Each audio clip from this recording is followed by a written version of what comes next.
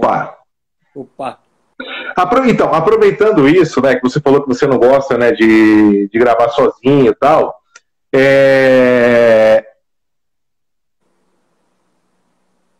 algum diretor já podou você no sentido de que é isso que eu quero, ou você fica muito livre? Como que é essa relação? Cara, nenhum diretor falou assim pra mim, isso não. Nunca tive esse negócio, não. Mas, por exemplo, eu teve. Cara, tem. Assim, não, nunca tive assim. Tem diretores que é mais difícil, assim, entendeu? De você colocar a tua ideia, brigar por ela. Eu nunca tive um estranhamento assim com o diretor de porra. Nunca tive isso, não. Teve, assim, pessoas que não me chamaram mais para trabalhar, não curtiram. Ou eu também não curti trabalhar e também. E eu acho que tem uma coisa de ciclo mesmo, sabe? De você, por exemplo, um cara que trabalha comigo há anos experimenta trabalhar com você, entendeu? Trabalha com o Neném, trabalha com o Aurélio. Um cara que trabalha sempre com o Aurélio trabalha, sabe? Você nunca viu isso, não? Cara, teve uma época, e eu acho que foi uma época bem grande, assim, que você, por mais que você não goste disso, tem que falar, você se tornou uma referência, óbvio, no Brasil, né? Não foi uma referência regionalizada, foi uma referência nacional. Quando se fala em Luz, quando se falava em Luz, o primeiro nome que se fala era você.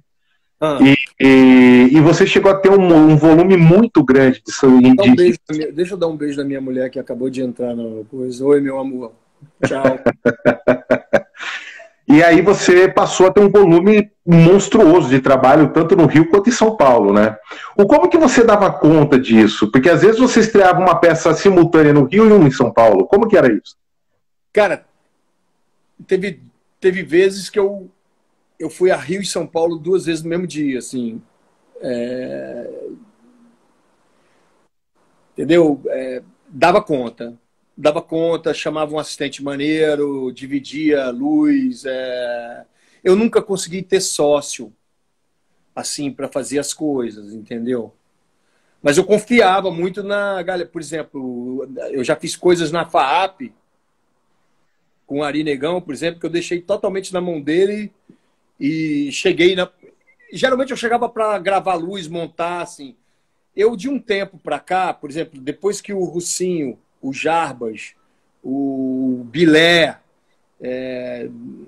essa galera que trabalha comigo e me conhece há muitos anos, eu faço o mapa meio desenhando assim, eles me apresentam o mapa que eu rabisquei com eles e aí eu passo a afinação e eu geralmente levo o Russinho nos ensaios assim, por exemplo, Russinho, eu quero a afinação desse foco assim, eu quero essa luz assim. Eu passo tudo, absolutamente tudo como eu quero pro Jarbas, pro Russinho, eles afinam. Eu geralmente chego para ensaio, hoje em dia eu chego para o ensaio, aí ele passa a luz para mim, por exemplo, vamos dizer, o ensaio é 7 da noite. Eu chego às 6, eu falo, Russinho, aí, como é que tá? Ele passa, ó, afinei isso, afinei aquilo, afinei assim, ó, essa afinação não tá boa não, vamos mudar para isso. Pô, eu pensei em fazer assim. Então, essa interação já é grande. Tá. É grande mesmo. E como eu faço arquitetura hoje em dia, eu passo 70% do meu dia com o Miguel, com o Cadas, com o Maurício Nóbrega.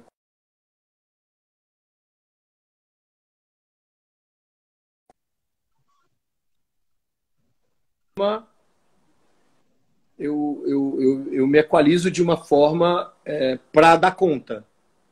Entendeu? Então, eu faço a minha agenda. Isso facilita pra cacete, entendeu? Hoje eu tenho um escritório em São Paulo de arquitetura também. Então, geralmente, 2 dias na semana eu estou em São Paulo, o que facilita, por exemplo, às vezes fazer uma peça com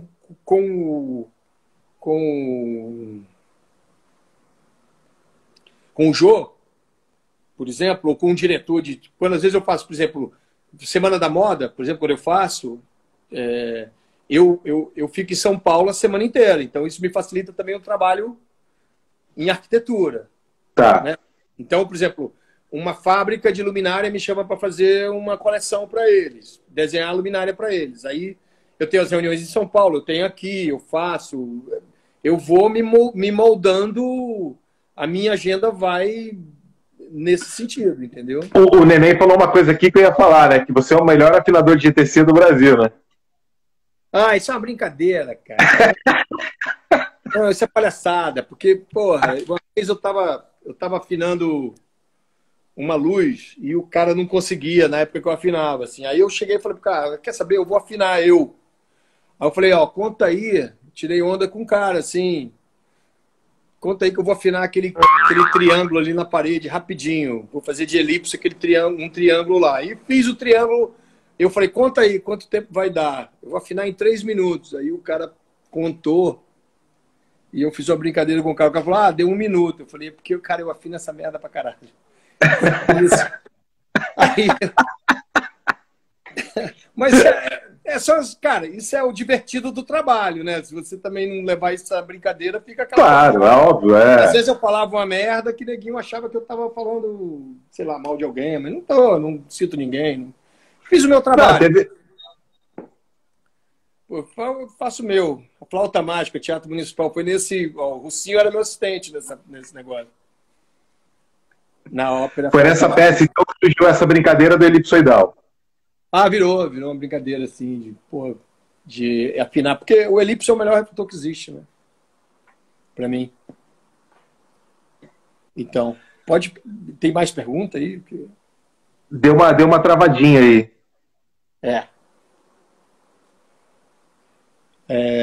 Mas, Será que...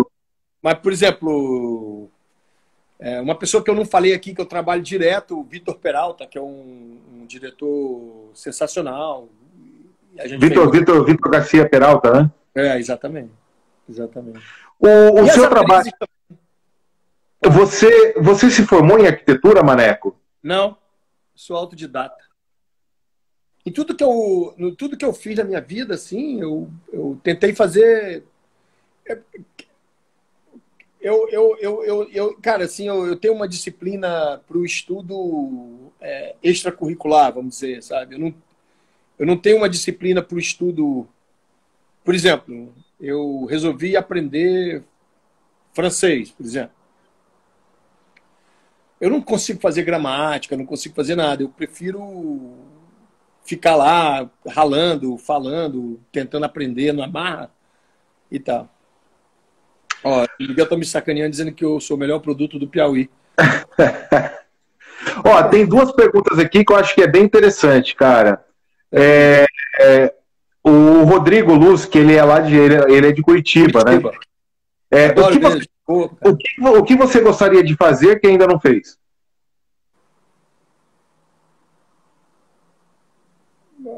Sei.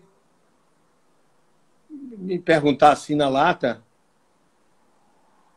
Sei. Talvez fazer um... Sei, cara. Te juro que eu não sei. Mas, por exemplo, eu tinha um sonho de continuar iluminando Brasília para o Peter Gaspar, por exemplo. Entendeu? Mudar a luz do carnaval. Era uma coisa que eu queria fazer. Uhum.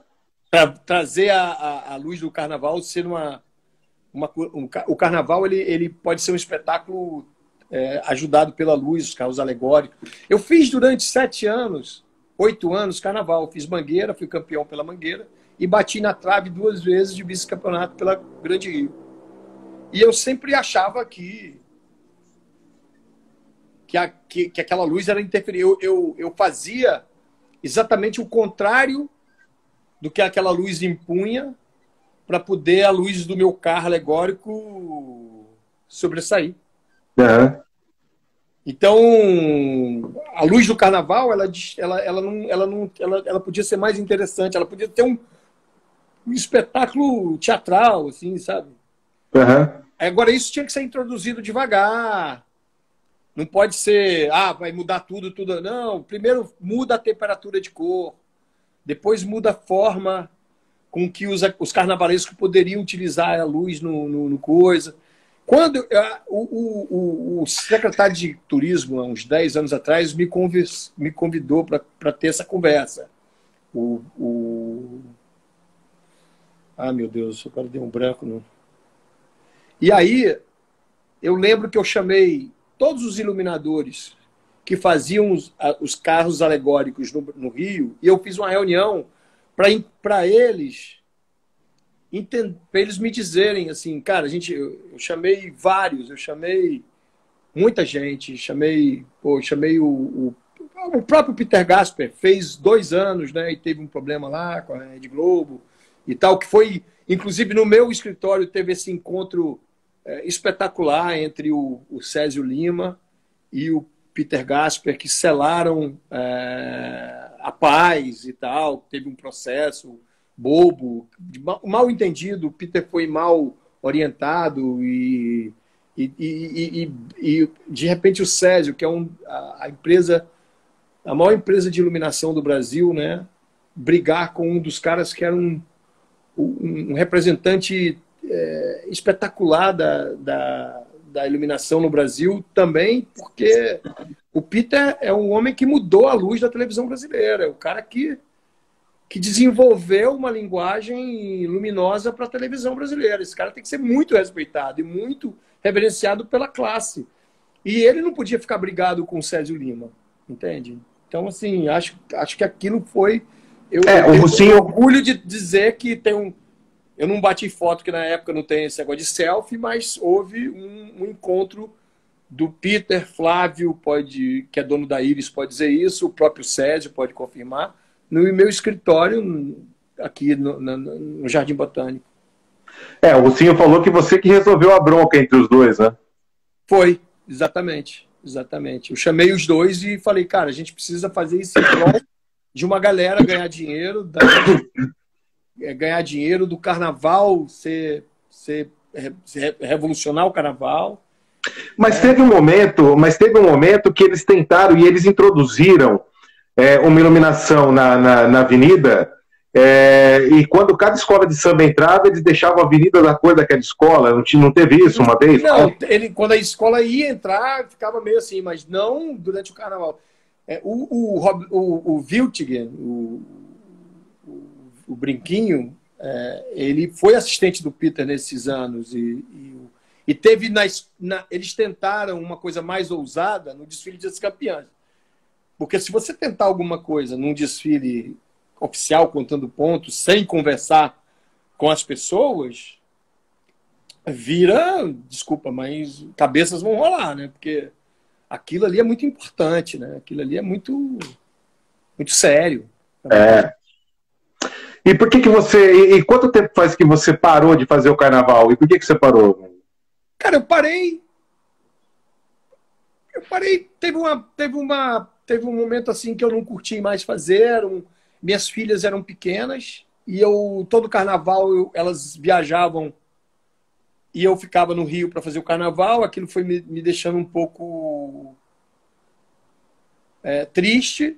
Também não houve mais convite, o carnaval mudou financeiramente. E, cara, eu vou falar uma coisa para você muito sincera, eu gosto de fazer os trabalhos e ganhar dinheiro. Sério, a profissão... Óbvio, né? Claro. Eu gosto. Então, assim, eu não gosto de trabalhar de graça. Então, eu acho que você tem que ser bem remunerado. Assim. Eu acho que fazer uma peça, por exemplo, de teatro com um grupo que está começando e você está ali trabalhando, desenvolvendo uma linguagem, beleza.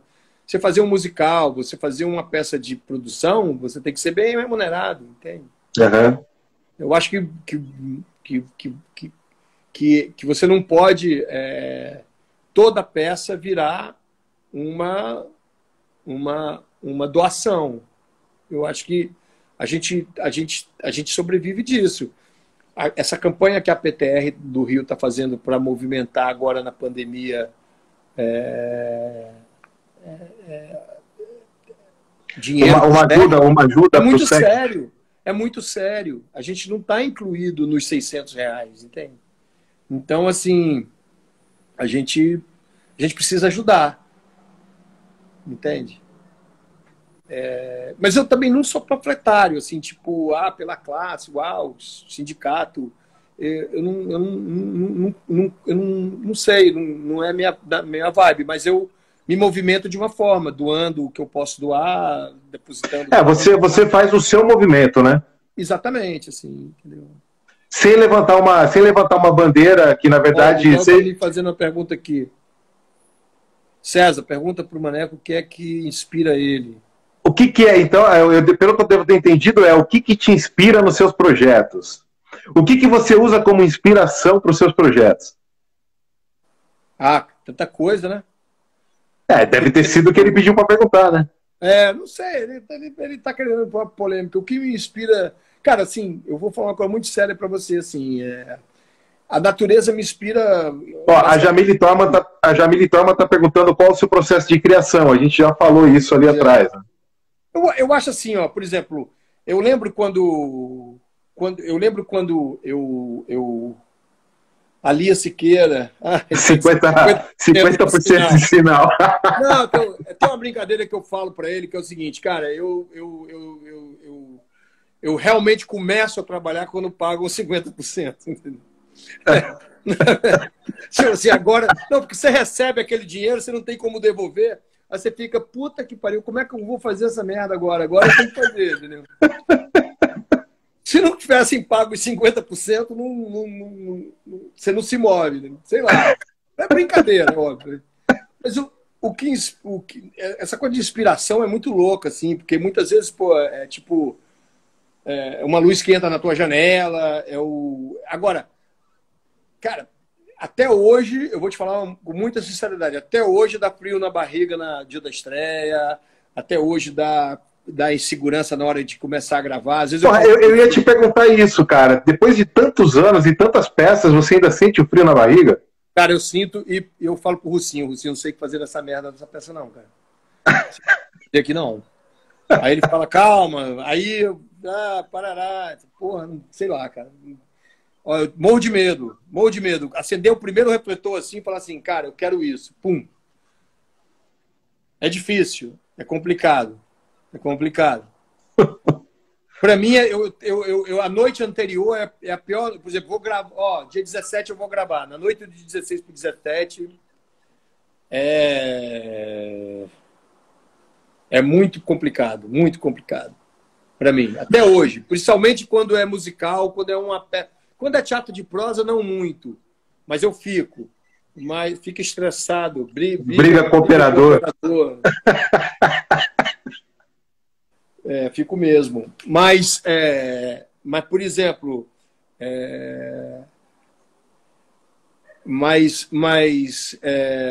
eu fico ainda muito nervoso. E quando é uma coisa que eu não domino muito, assim, musical, essas coisas, eu não domino muito ainda. Então, eu tenho muito medo, assim. Você acha que você não domina o musical, Maneco? Não. Cara, assim, eu vou te fazer uma pergunta, porque assim, é uma coisa que eu acho. Você não acha que o musical, se você traz a experiência do teatro, porque assim, as pessoas perguntam, mas o que é a luz cênica? Eu acho que a luz cênica é tudo aquilo que é cênico, né? Show, teatro, exposição é cênica, enfim, arquitetura e tal. Você faz show e você faz teatro. Será que o musical ele não está nessa junção daquilo que você tem experiência? Mas é diferente. O olhar é diferente, cara. O olhar é diferente. Não é que eu não domino o musical lá, mas o processo é mais trabalhoso internamente para mim, entendeu? Tá. Do que, por exemplo, ópera é uma coisa que eu faço pouco, então é uma coisa que interiormente é difícil. Por exemplo, eu acho que o Caetano Vilela deve ter muito mais facilidade com a ópera do que eu fazendo ópera. Né? Na verdade, eu acho que o diretor de ópera, o Caetano e o Fábio Retti, né? O diretor de ópera, uma vez em São Paulo, falou para mim que eu não fazia luz de ópera. Eu falei, bem, então... Eu fiz a luz da ópera que ele estava regendo, o maestro achou que eu não fazia. Mas era bacana. Era com uma ópera legal, assim, burlesca e tal. Alguém perguntou aqui, qual foi o espetáculo mais difícil de iluminar que você fez até hoje? Qual o espetáculo mais complexo? Mais complexo? Eu acho que mais complexo no sentido mais difícil mesmo, no sentido, acho que, de criação. Eu acho que dentro do... Não sei, cara.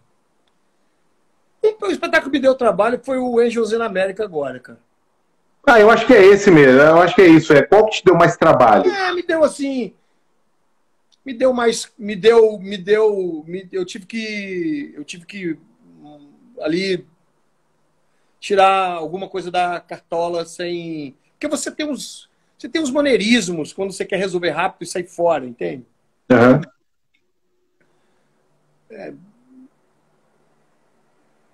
Não sei, assim...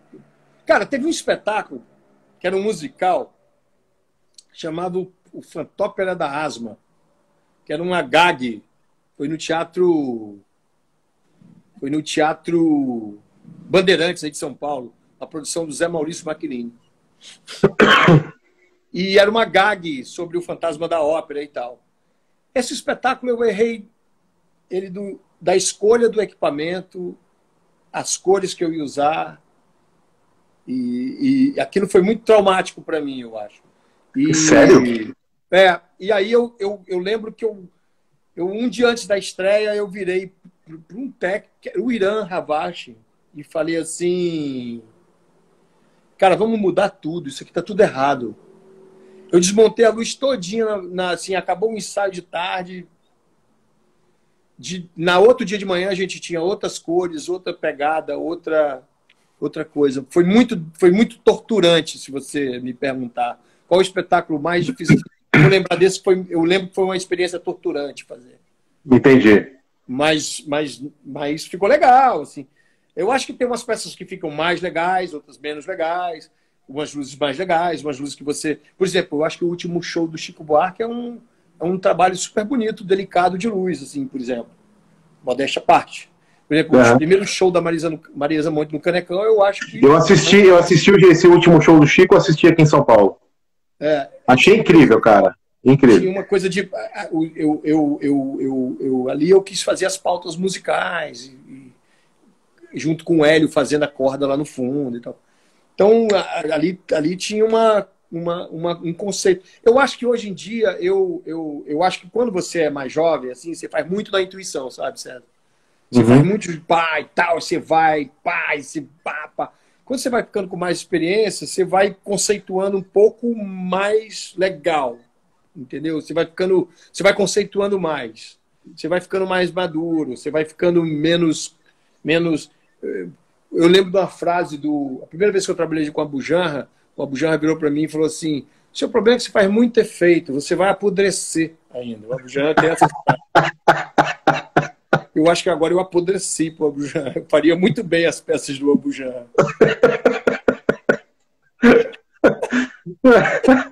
Você vai apodrecer. O Abu Janra falou para mim assim: você tem que apodrecer. E eu fiz umas 200... Morte e Vida Severina, a luz é sua? Estão perguntando. Eu já fiz essa peça. Eu fiz com ele, o inspetor-geral, fiz umas peças do Fudido Privilegiados, eu fiz com a Bu também, eu fiz uma peça com o Marco Palmeiras, Adão e Eva, eu fiz uma Denise Stoklos com a Bu, eu fiz muita coisa com a Bu, eu adorava a Bu. A Bu era incrível. Incrível, né? Uma história ótima. Eu fui fazer uma peça. Dancing Days é demais, ó. O Russinho tá lembrando. 790 movimentos em 290 gols, meu Deus. O Abu Janra, uma vez a gente foi fazer uma peça, aí ele chamou uma cenógrafa nova. Eu não vou dizer o nome, mas era uma cenógrafa que hoje faz muito sucesso. E aí o Abu Janra virou e falou assim, começou os ensaios, o Abu Janra chegou um dia e falou, tira aquelas duas cadeiras. Aí, no outro dia falou assim, tira aquelas outras. Aí tirou. Aí no final sobrou só um pano preto assim no fundo e umas pernas pretas. Aí ela falou assim, Babujana, você tem total razão. Mas o que que eu vou dizer para minha mãe? Porque ela deve ter dito que... Ela deve ter dito para a mãe que ia ter um cenário revolucionário e aí só Mas eu trabalhei muito com o Hector Babenco também. Antes dele morrer, eu fiz muita coisa com o Hector. Fiz umas 3 peças com o Hector. Fiz uma peça linda chamada... Paula, não me coloque em situação de bico. Não posso dizer isso. Mas tem um que mora na Vieira Soto que eu gosto muito. Ô Maneco, o que você traz para a arquitetura do teatro? Cara, eu aprendi...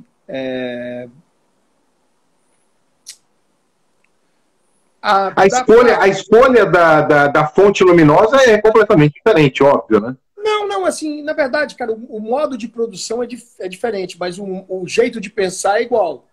Só que no teatro, você tem uma mentira para se tornar verdade. A arquitetura é verdade ali para você, ela é realista.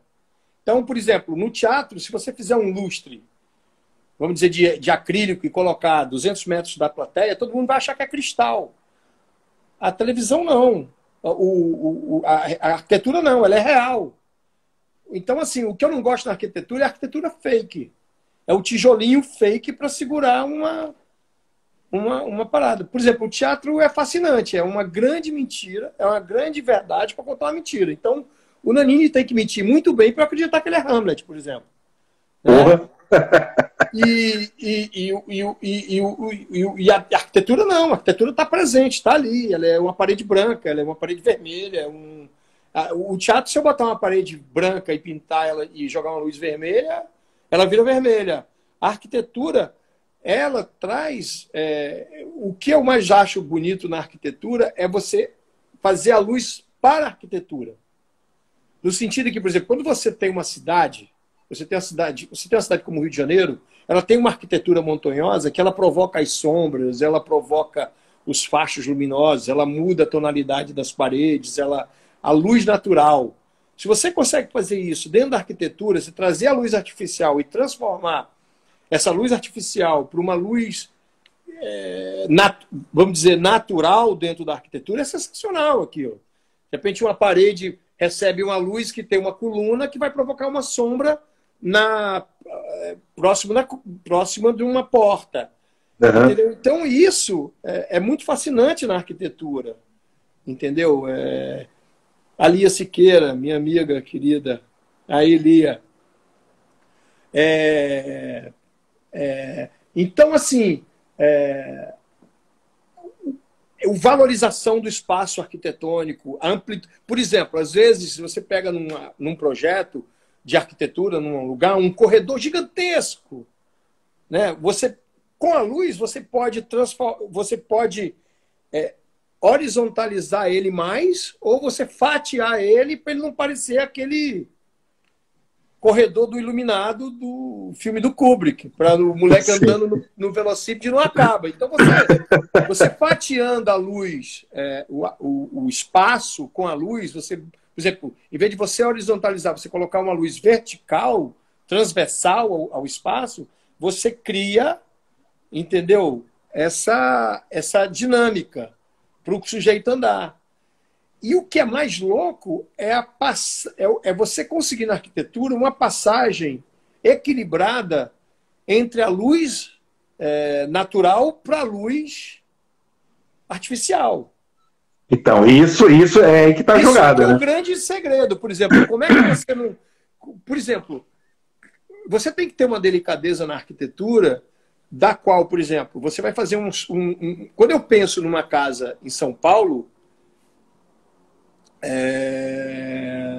eu penso numa quantidade de luz. Quando eu penso num jardim em São Paulo, eu penso numa quantidade de luz. Quando eu faço uma casa no interior de São Paulo, num condomínio, por exemplo, porque São Paulo você não vê mais céu, você não vê mais estrela. Não. Quando você vai para fora de São Paulo, num condomínio daqueles que tem em São Paulo, de casas, tipo Fazenda Boa Vista, por exemplo, o cara que está indo para lá, ele quer sair da cidade para ir para o campo. Então, assim, o jeito de você iluminar o jardim é para ele ver ainda a vegetação, ele está em contato com a natureza, mas ele tem que ver o sol, o céu, ele tem que ver as estrelas, ele não pode ser ofuscado por uma luz forte. A fauna noturna tem que ser levada em conta, entendeu? Então tem uma série de coisas que você tem que estudar ali para aquele projeto. Como é que você, por exemplo, você faz um empreendimento como um Sesc em Brasília, que eu estou fazendo, por exemplo, entendeu? Qual é o fluxo da rua? Como é que o cara vê primeiro esse prédio? Entendeu? Uhum. Como é que você chama atenção para aquele prédio artificialmente, com a luz artificial? Qual o atrativo que aquilo vai ter? Entendeu? Então, assim, realmente a luz, lá fora tem várias universidades de luz para arquitetura, tem uma associação incrível, os caras têm várias feiras. Cara, eu tenho a oportunidade de ir em feiras, convidado por empresas para conhecer novas fontes luminosas, o LED, a arquitetura foi acho que a primeira estrutura de iluminação que começou a usar o LED na sua.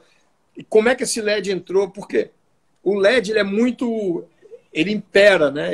A temperatura de cor dele ainda não é uma temperatura de cor agradável a gente, porque nós, se você pensar bem, a gente tem 200 anos de iluminação artificial. Então, no nosso DNA, a gente quer aquela coisa do aconchegante, da fogueirinha, da luz do abajur, daquele... Antônio Graça está mandando um salve para você. Tony Grace. Tony Grace, já dividimos muito quarto, eu e Tony Grace. Casa de Maurílio Brown, né, Tony Grace? E aí...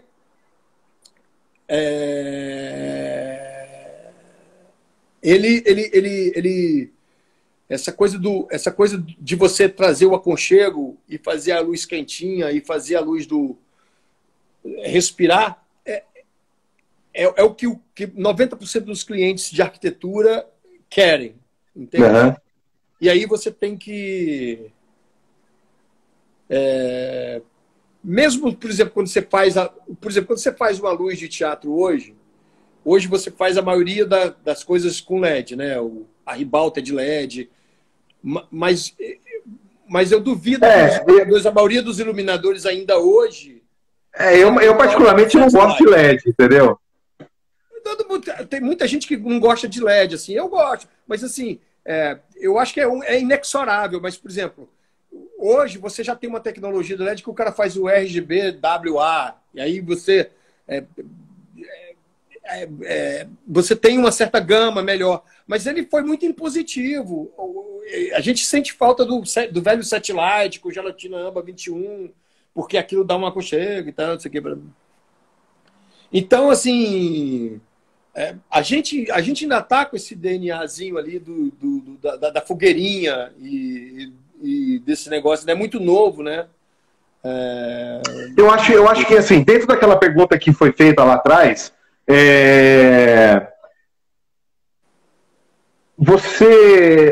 qual foi o último show que você fez? Assim, foi o Chico, não? O último grande show que eu fiz foi o Chico. Tá.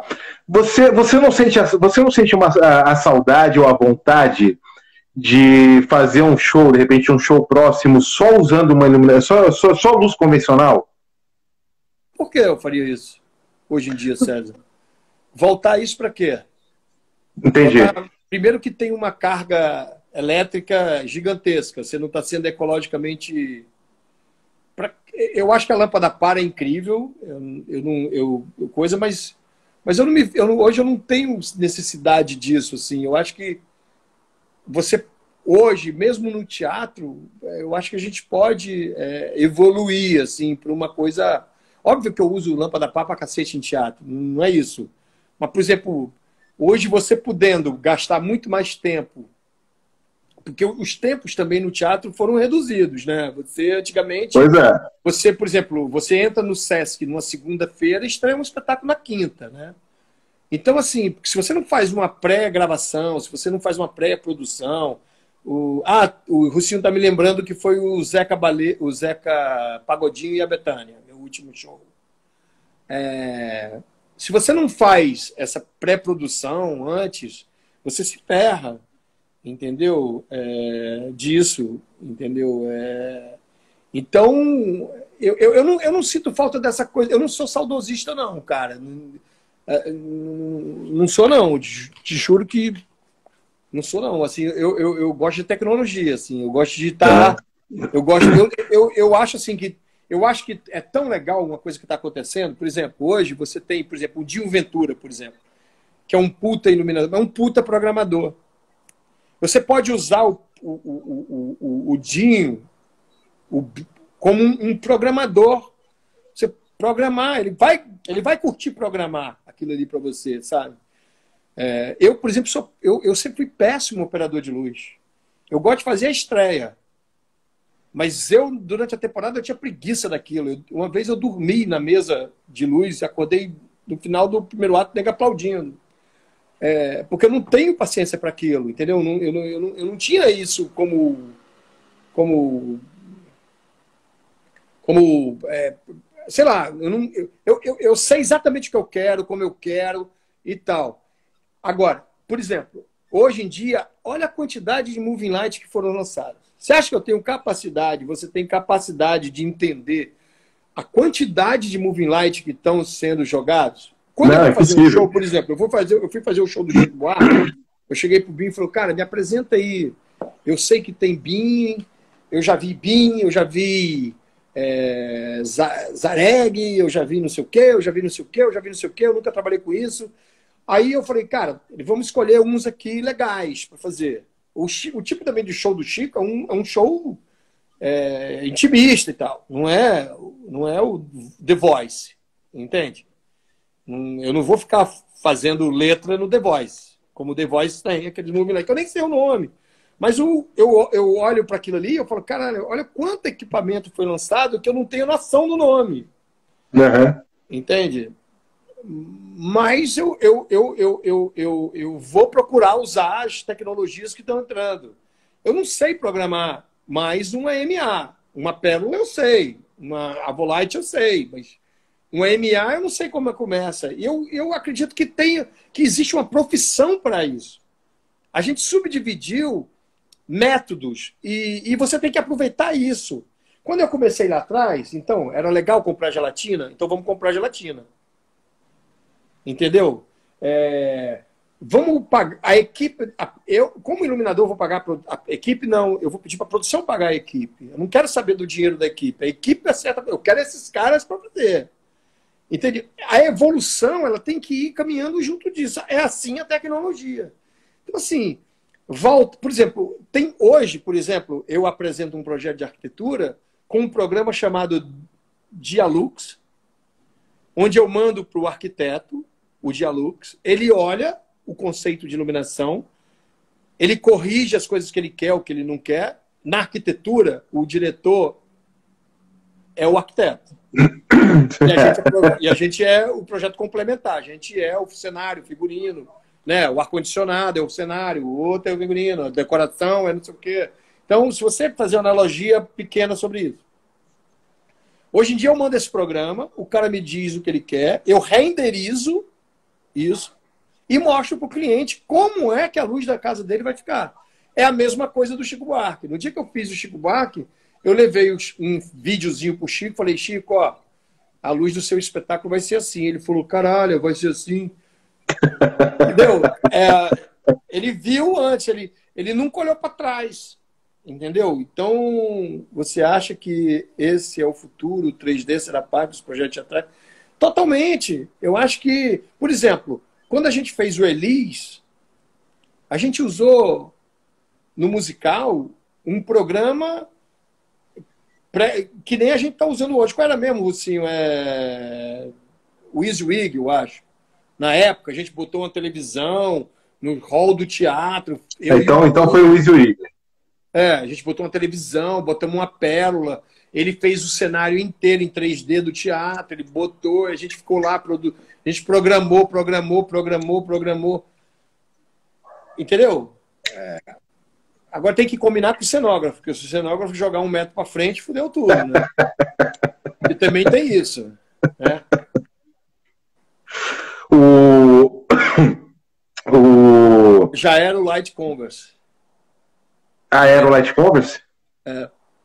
Pode ser. O Binho foi um dos primeiros a usar computador poderoso e tal. Eu gosto de trabalhar assim, entendeu, César? Eu gosto de trabalhar com gente. Por exemplo, eu adoro trabalhar com o Russinho, eu gosto de trabalhar com o Binho, eu gosto de gente que me dê ideia. Eu assim, falo assim, eu não gosto de trabalhar sozinho, entende? Na arquitetura, por exemplo, eu e o Miguel, eu e a Lia, eu e o Maurício Nóbrega, eu e o outro arquiteto, por exemplo, a gente senta e a gente desenha as coisas juntos. Entendeu? Vamos fazer assim, a gente combina como vai fazer.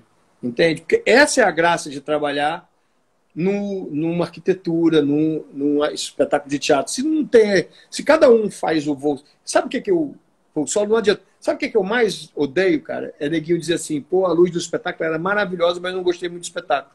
Eu acho que não tem a ver falar essas coisas, entendeu? Claro que não, você gosta ou você não gosta. Eu não tô sendo assim, poliana aqui, não, entendeu? Eu tô dizendo que eu acho mesmo. Eu sempre achei isso. Eu sempre achei, por exemplo, eu sempre achei que eu jamais poderia, por exemplo, quando eu saí da dupla Aurélio e Neném para tentar carreira solo, eu era influenciado pelos dois. Quando eu trabalhei com a Derbal, a minha cabeça abriu mais. Quando eu fui trabalhar com o Domingos de Oliveira, a minha cabeça abriu mais. Eu fiz 200 peças com o Domingos de Oliveira.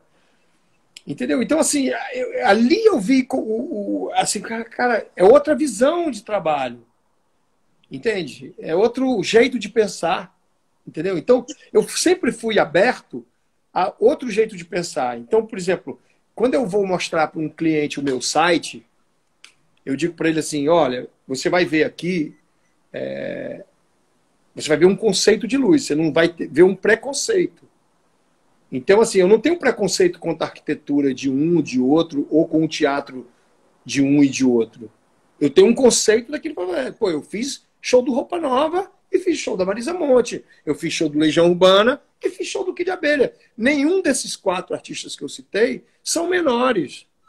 O Roupa Nova atinge uma galera, a Marisa Monte atinge outro, o Roberto Carlos atinge outro. Sim, sim. Eu fiz Chitãozinho Chororó, eu fiz Sandy Júnior. Entendeu? E nem por isso eu fui, na época que todo mundo metia pau em sertanejo, eu achei que o Chitãozinho Chororó era menor. Entende? Eu entendi que aquilo faz parte de uma cultura brasileira. Entendeu? Então, assim, o Jorge Fernando dirigiu o show do Chitãozinho Chororó. Entendeu? Então, assim, você tem que ter, no fundo, é conceito e não preconceito em relação ao que você está fazendo. Eu vou colocar na arquitetura do Miguel o sentimento que eu sinto em relação àquela arquitetura. Não, o Pelé que está falando aqui. Ó. O Pelé. Então, assim, esse mesmo olhar que eu tenho para o teatro, entendeu? Eu tenho para a arquitetura também. O mesmo conceito de vida, né? Você tem que olhar o mundo sem preconceitos, com conceito, com isso aqui me agrada, isso aqui não me agrada, entendeu? Obviamente que tem coisas que te desagradam que você não vai ficar ali fazendo e tal. Cara, eu tive a sorte de trabalhar com quase todos os diretores de cinema que foram para o teatro. E é muito louco como eles... Você fez cinema, não? Não. Mas eu fiz, por exemplo, o Arnaldo DVD, você fez? Hein? DVD, você fez? Fiz vários. Continuo fazendo. Fiz não, eu vou mudar o verbo. Eu continuo fazendo. Não parei, não. Senão vai parecer que eu parei no... Pô, eu tô morto. Então, assim, por exemplo... eu estava falando um negócio de televisão, não? Que você trabalhou com quase todos os diretores que passaram pela televisão. Por exemplo, o Arnaldo Jabor, eu fiz Eu Te Amo. Tem uma frase, tem uma história ótima dele. Ele fez, ensaiou com Paulo José, Bruno Lombardi e tal. Quando começou a peça, Ela abriu a porta, quando a Bruna falou, ele começou a rir. Aí teve outra cena que começou a rir. E ele tinha feito aquilo no cinema como um drama, né? E o teatro revelou uma comédia, sabe? Aí ele entrou na cabine assim e falou: puta que pariu, eu achei que eu tinha feito Chekhov, estou fazendo o Vivo Gordo. Porque o teatro é muito inusitado, assim, né? Ó, o Césio tá falando que vocês fizeram Lulu juntos. É, exatamente. O DVD. Exatamente. Existe uma luz que te marcou, uma luz que o Rocinho até tá falando aqui. Existe aquela luz, aquele espetáculo, aquilo que você fez que tenha te marcado e que você use como um ponto de, sei lá, de referência na sua carreira, enfim, algo que você fez que... Cara, eu tenho umas coisas que eu fiz na minha vida, assim, que foram marcos, que foram anos que me marcaram, né? Então, por exemplo, um espetáculo que foi um fracasso, que me marcou muito, foi a Bandeira dos 5.000 réis, que eu adorava fazer. Que aquilo foi um marco na minha vida, assim. Depois eu fiz umas peças com o Mauro Razzi, chamado... Tinha a Pérola, que eu adorava, assim, que era... O show do Legião Urbana, para mim, foi marcante. O show da Marisa Monte, para mim, foi marcante. O show do Chico, o primeiro show do Chico que eu fiz, e essa última gosto também.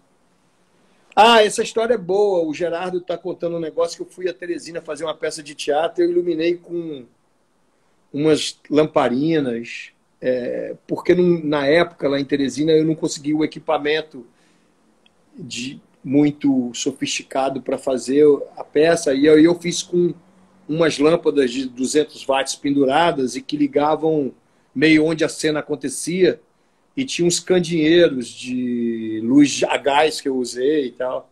Foi interessante esse trabalho, eu gostei de ter feito esse trabalho. Então tem umas peças assim que me marcaram. Eu acho assim que tem umas coisas de reconhecimento, assim. O primeiro, assim, eu ganhei 2 Molière, né? Isso foi marcante. Eu nunca fui a Paris com as passagens, mas eu ganhei. Foi em 87 e 94, foram 2 anos muito importantes nesse sentido, para que eu... foi uma coisa marcante. Foram 2 anos muito marcantes. 87 e 94. Agora tem uma coisa que eu vou falar muito seriamente aqui. Eu adoro...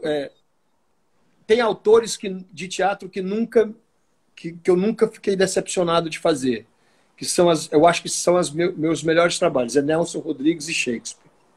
Assim, Shakespeare, Nelson Rodrigues, para mim, então, cara, assim, tem um espetáculo que eu fiz com o Ulisses Cruz chamado Anjo Negro, que eu acho que talvez seja um dos melhores trabalhos meus e do Hélio Aschbauer juntos, assim.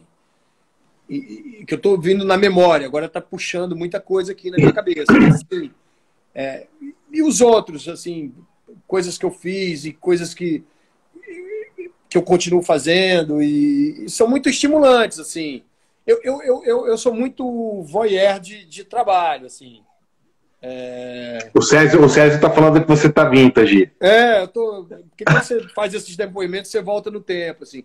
Mas, por exemplo, tem umas coisas que eu fico meio voyeur, por exemplo, assim... aquele show do Pink Floyd lá, que tinha a roda, Delicate Sound of Thunder, por exemplo. Aquilo eu vi 50 mil vezes. Não para copiar, mas para entender uma linguagem, entendeu? Esse cara,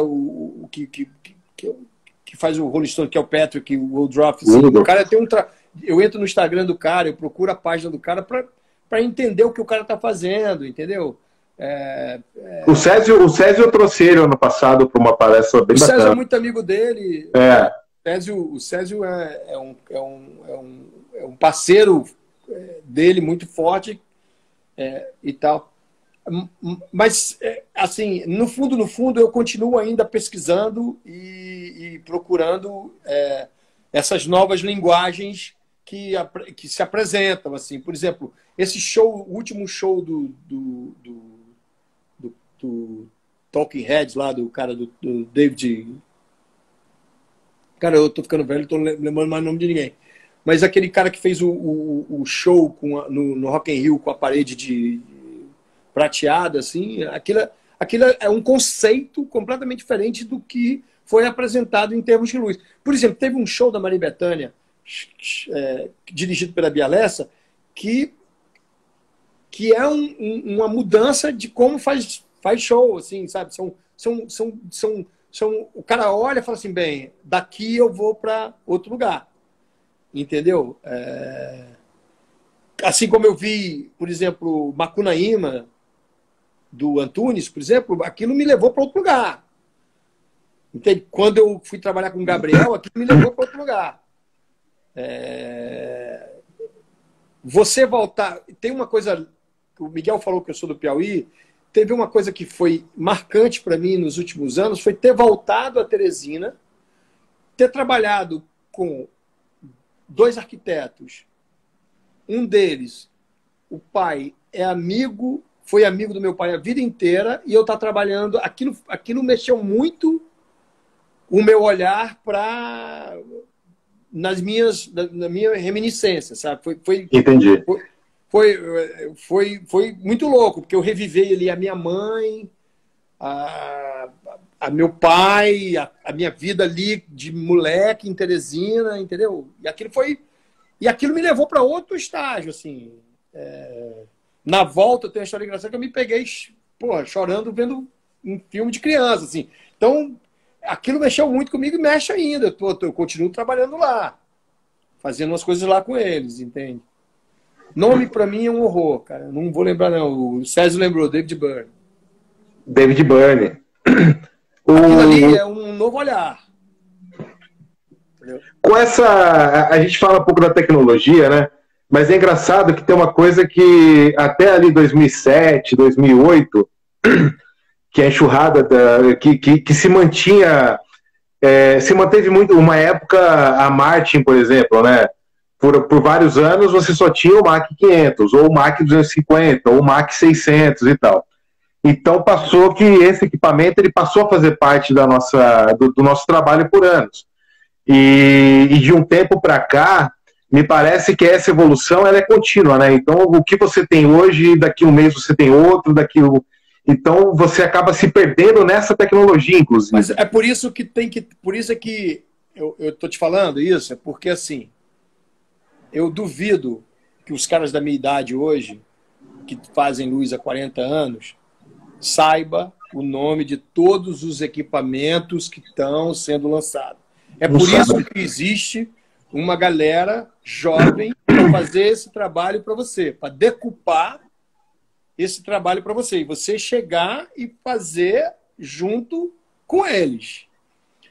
Eu não na verdade, o seu trabalho... Eu não me atrevo a sentar para programar uma mesa na MA, por exemplo. Não me atrevo. Aquilo ali, eu vou levar horas enquanto um garoto de 20 e poucos anos, que eu vou dizer... Agora, como iluminador, eu tenho que saber exatamente o que eu quero extrair daquele equipamento. Exato. Isso é o ponto. Entendeu? Agora, cara, é o que eu te falo, eu não vou... Eu admiro... mas eu não vivo não quero ficar no passado, não. Assim, eu quero o presente é agora, assim, quero fazer agora, eu quero estar qual é o teu tempo? Meu tempo é agora. Eu quero ser agora, eu quero estar agora, eu quero estar presente agora, eu quero estar fazendo as coisas agora. Uhum. Entendeu? Eu e o Césio, por exemplo, temos um projeto para fazer alguma coisa junto. Alguma hora vai rolar. Porque a gente fez o Lulu Santos e não fez mais nada a vida inteira. Mas agora ele outro dia falou isso no Instagram para mim. Pô, vamos fazer uma coisa junto? Vamos. Não sei quando, mas vai ser o quê? 2 dinossauros com 3 moleque foda programando as coisas, entendeu? Você, no teatro, você teve em algum momento uma vontade de trazer alguém para assinar uma luz com você? Não. Não. Tive não.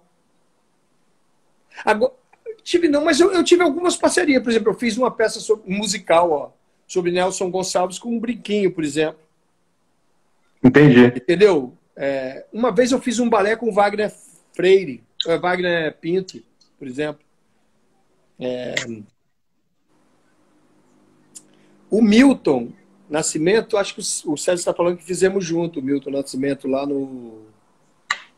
Ele fez o Danny Nolan, acho que programou o show pra gente.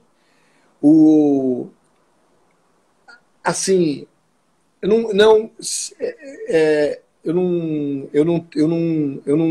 nunca tive assim a vontade de chamar alguém. Eu gosto que as parcerias aconteçam livremente. Entendi. Livremente. O Sérgio está falando que ele fez os movings. Eu fiz isso. Eu gosto dessas parcerias que vêm livremente, assim, como a do Césio, como a do Brinquinho, como a do Wagner Pinto, por exemplo, e tal. Ô, Marcão, seguinte, a gente tem aqui mais 3 minutinhos antes de cair. E, cara, é isso, cara. Assim, eu primeiro quero te agradecer pela sua generosidade. Imagina. Agradecer por essa aula de hoje, porque realmente foi uma aula, foi um puta bate-papo foda. Eu acho que a gente não ficou parado só na luz e você faz parte da história da arte, né, do teatro, enfim. E de verdade quero te agradecer mesmo, do cara. Foi um prazerzaço. Assim, essas lives nesse momento, elas são muito enriquecedoras no sentido em que você aproxima, né? Porque as nossas relações a partir do fim dessa pandemia, ela vai mudar completamente, entendeu? Assim, ela atinge, o vírus, ele atinge um tecido social muito, muito grande, assim. Eu acho que nossas relações ficarão mais fortes ou serão esquecidas. Sim. Porque o afastamento te faz esquecer também, né? Uhum. Mas eu acho que vai dar e essa união e essa coisa de falar sobre luz e sobre essa profissão é muito bom. Aqui, por exemplo, para mim, entraram vários amigos,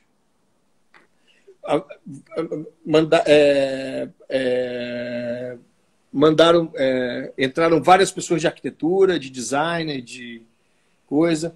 O Paulo Denizou está dizendo que foi aniversário do Rucinho. Mas como eu não estou entrando no Instagram, não lembro. Ele sabe que eu... Parabéns, Rucinho. Parabéns, etc e tal. Mas é isso, cara. Assim, obrigado pelo convite.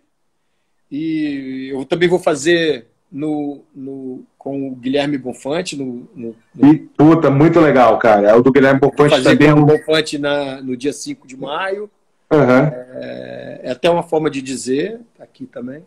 E obrigado a vocês, cara. Sei lá.